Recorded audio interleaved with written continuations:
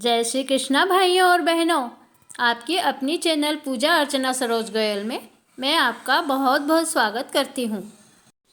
प्रिय बहनों, आज के इस वीडियो में मैं आपको माघ महीने के कृष्ण पक्ष में आने वाली तिलकुट्टा चौथ की कहानी सुनाऊंगी और उसकी पूजन विधि और पूजन सामग्री भी बताऊंगी।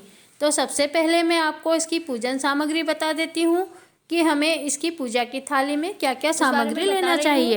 एक थाली में कंकु चावल का चोपड़ा और गेहूं गुड़ लेना चाहिए और चूरमे के लड्डू चौथ बिंदायक को जिमाने के लिए और चौथ माता की पातड़ी और गणेश जी लेना चाहिए और फूल लेना चाहिए। अगर लाल फूल नहीं मिले तो उन्हें कंकु में रंग लेवें और गणेश जी को चढ़ाने के लिए ध्रुवा लेना चाहिए।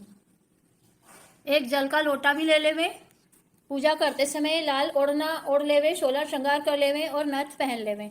उसके बाद पूजन चालू करें। चलिए अब मैं आपको चौथ माता की कहानी सुनते समय उसकी पूजा विधि बता रही हूँ। माता की कहानी सुनते समय जो मैं पूजन विधि बता रही हूँ ये बहुत ही सरल पूजन विधि है। इसमें मैंने सबसे पहले पीली मिट्टी से ये चौक पूर दिया है। अब सबसे पहले मैं इस चौक की पूजा करते हुए चारों कोनों पर 4 टिपकियाँ लगा रही हूँ। अगर घर में 3 लेडीज हैं, देवरानी जिठानी और सासू जी, तो 3 टिपकियाँ नहीं लगावें, 1 टिपकी और ज़्यादा लगा दें। 4 टिपकियाँ होनी चाहिए। और अगर आप अकेली हैं तो 1 टिपकी नहीं लगावें, आप स्वयं 2-2 टिपकियाँ चारों कोने पर लगावें। इस बात का ज़रूर ध्यान रखना चाहिए। ये देखिए मैंने 2-2 टिपकियाँ लगा दी है। इसके बाद चौक पर 2 छोटे छोटे साथिये बनावें।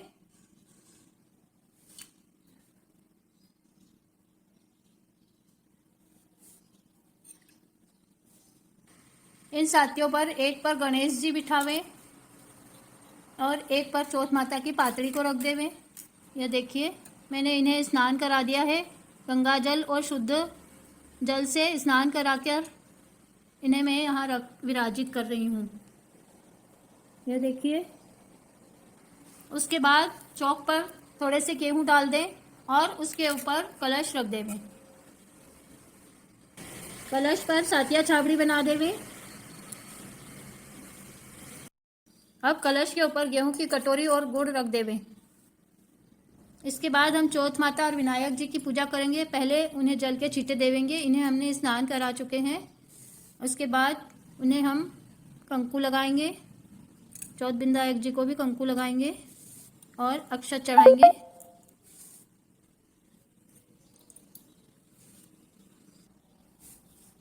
उन्हें हम चूरमे और गुड़ से जिमाएंगे। चौथ बिंदायक जी को भी गुड़ और चूरमा चढ़ाएंगे।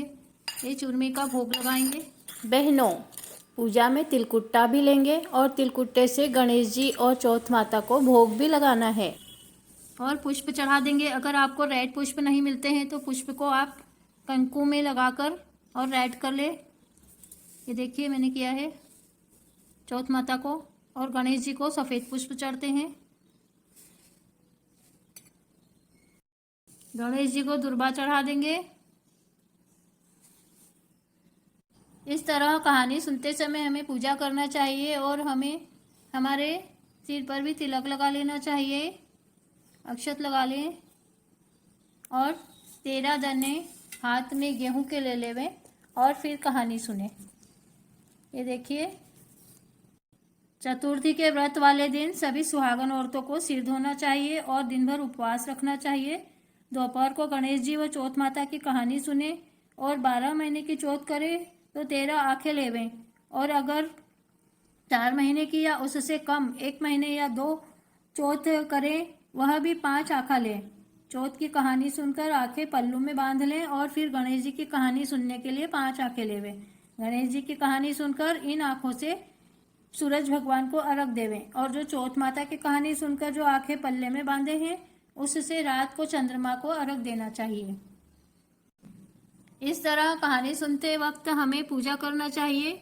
और अब मैं आपको चतुर्थी की कहानी सुना रही हूँ। बोलिए चौथ विनायक भगवान की जय। एक साहूकार और साहूकारनी थी।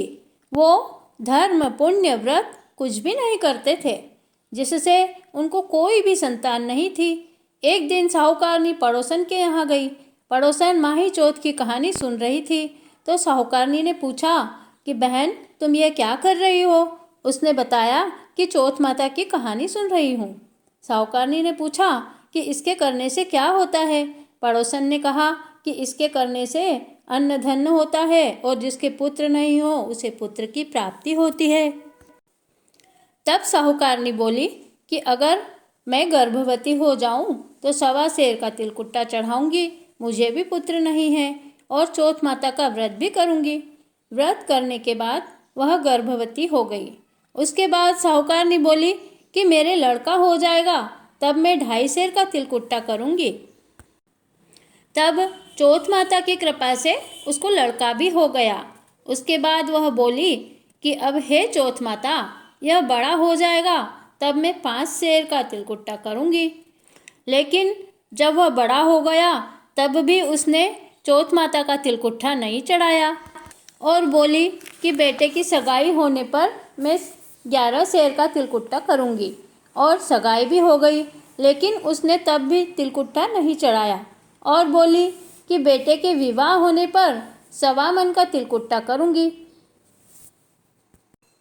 चौथ माता की कृपा से बेटे का विवाह भी पक्का हो गया, लेकिन उसने तिलकुट्टा नहीं किया। सब लोग बारात लेकर आए। तब चौथ माता रुष्ट हो गई और चौथ माता ने सोचा कि जब से गर्भवती हुई है तब से तिलकुट्टा बोले जा रही है, लेकिन अभी तक एक भी नहीं किया। अब तो बेटे का विवाह करने वाली है, तब से लेकर अभी तक एक भी तिलकुट्टा नहीं किया। अब तो इसको कुछ भी चुटकुला दिखाना ही पड़ेगा, नहीं तो हमें इस दुनिया में कोई भी सच्चा नहीं मानेगा। जब बेटे के 3 फेरे हो गए तो चौथे फेरे में चौथ माता गाजती घोरती आई और दूल्हे को उठाकर एक पीपल के पेड़ पर बिठा दिया। फेरे में हो हल्ला मच गया। सब दूल्हे को खोजने लगे, पर दूल्हा कहीं भी नहीं मिला। बहुत दिनों बाद गणगौर आई। सभी लड़कियां गणगौर पूजने के लिए उसी पीपल के पास दूब लेने जाती थी। सब तो दूब लेकर चली जाती और उसके साथ विवाह हो जाने वाली लड़की बाद में दूब तोड़ती। तब पीपल में से आवाज आती, आजा मेरी अधब्याही, आजा मेरी अधब्याही। यह आवाज़ रोजाना सुनकर वह दुबली होने लगी। माँ ने पूछा, पर उसने कुछ भी नहीं बताया। एक दिन उसकी माँ ने उसकी सहेलियों से पता लगाने को कहा।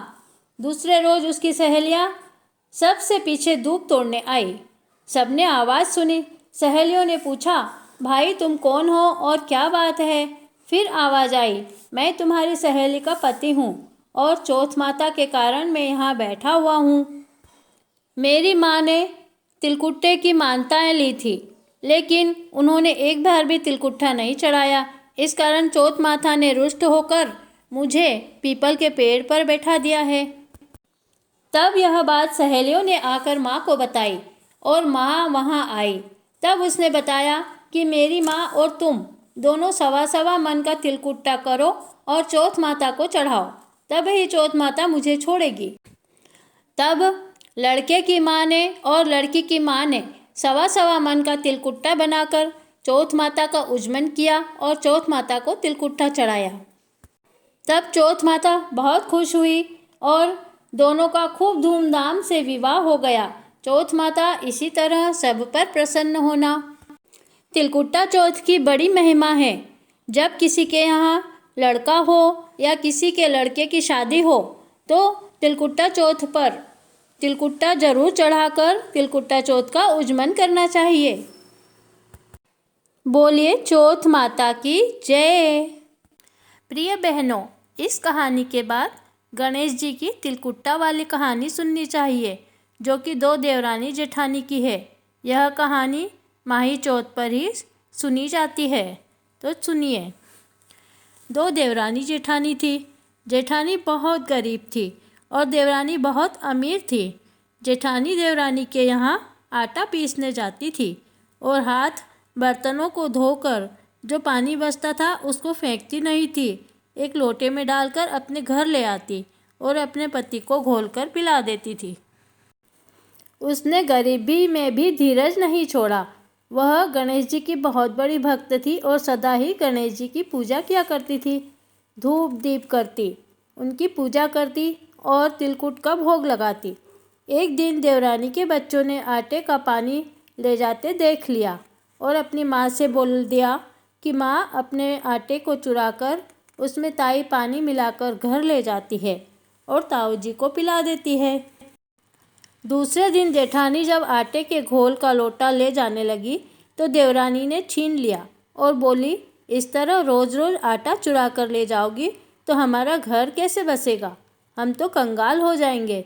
बेचारी जेठानी खाली हाथ घर आ गई। उसका पति बोला कि मुझे आटे का पानी पिला दे।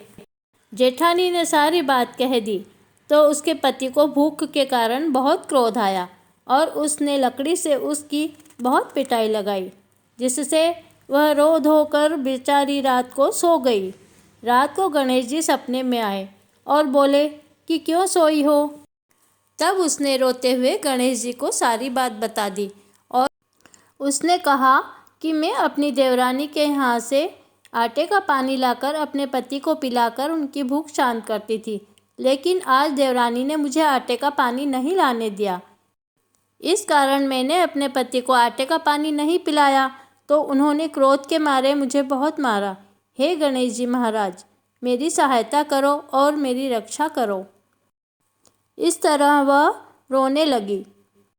तब गणेश जी ने कहा कि मैं घर घर जाकर प्रसाद तिलकुट्टा खाकर आया हूँ, मुझे निपटने की जगह बताओ। जेठानी बोली, बहुत जगह पड़ी है, जहाँ जी चाहे वहाँ निपट लो। कुछ देर बाद गणेश जी आए और बोले कि अब मैं पहुँचूँ कहाँ? जेठानी मार खाई हुई थी। भूखी को क्रोध आया, गुस्से में बोली, मेरे सिर को पोंछ दो। गणेश जी ने वैसा ही किया, जेठानी के सिर से पोंछ लिया। सुबह उठी तो जगह जगह धन का ढेर लग रहा था। बाल बाल में मोती चमक रहे थे और वह पूरी गहनों से लदी हुई थी। दोनों स्त्री पुरुष मिलकर धन इकट्ठा करने लगे। इधर जब देवरानी ने देखा कि आज इतना दिन चढ़ गया जब भी जेठानी नहीं आई, क्या कारण है, तो अपने लड़के लड़कियों को बोली कि जाकर देखो आज ताई कैसे नहीं आई।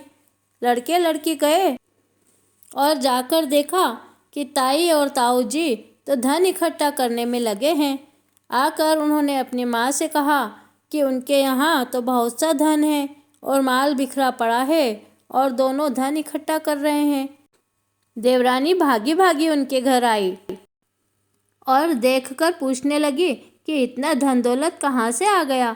जेठानी ने सारी बात बता दी। देवरानी वापस घर गई और अपने पति से बोली, तुम भी मुझे मारो। देखो, जेठ जी ने जेठानी को मारा तो उन्हें गणेश जी ने कितना धन दिया। उसके पति ने समझाया अपने यहाँ क्या कमी है, पर वह नहीं मानी तो पति ने उसे 2-4 मार दी। उसने झूठ मूठ चिल्लाना शुरू किया और रोते हुए सो गई। रात को गणेश जी आए और पूछने लगे कि तुम क्यों सोई हो? तो वह बोली, सोऊं नहीं तो क्या करूं, मुझे मेरे पति ने बहुत मारा है। गणेश जी बोले, मुझे निपटना है, कहाँ निपटूं? देवरानी ने कहा, महाराज इतनी बड़ी हवेली है, उसकी तो छोटी सी झोपड़ी थी, तुम्हें जहाँ चाहो निपट लो। गणेश जी ने सारे घर में निपट लिया। फिर बोले, अब मैं पोंछूं कहाँ? तो वह बोली, उसके तो बहुत उलझे उलझे बाल थे, मेरे बालों में तो खुशबूदार तेल लगा है, मेरे रेशमी बालों में जहाँ चाहो पोंछ लो। गणेश जी ने पूरे सिर में पोंछकर वहाँ से चले गए। सुबह जब उसने उठकर देखा तो सारा घर बदबू से भरा है। सारे घर में लीद गोबर और गंदगी पड़ी है और उसके सिर में भी बदबू आ रही है। वह बोली, महाराज आपने तो मुझसे बहुत दगा किया। गणेश जी बोले, दगा तो तूने किया जो झूठ मूठ की मार खाकर सो गई। अब अपनी करनी का फल भोग। उसने हाथ जोड़कर कहा, हे गणेश जी महाराज, मैं आगे से ऐसा नहीं करूँगी, आप अपनी माया को समेट लो। गणेश जी बोले, तू अपने धन में से आधा धन जेठानी को दे और उससे माफ़ी मांग। देवरानी जेठानी के पास गई और जेठानी के पैरों में पड़कर माफ़ी मांगी और उसे अपने धन में से आधा धन दिया। गणेश जी ने अपनी माया समेट ली और दोनों घर आनंद से रहने लगे। हे गणेश जी महाराज, जिस तरह जेठानी के साथ न्याय करवाया और उसे देवरानी से आधा धन दिलवाया, उसी तरह सबको देना। बोलिए गणेश जी महाराज की जय। प्रिय बहनों, आपको अगर मेरा वीडियो पसंद आया हो तो मेरी चैनल को अवश्य सब्सक्राइब कीजिए और इस वीडियो को अधिक से अधिक शेयर कीजिए। जय श्री कृष्णा।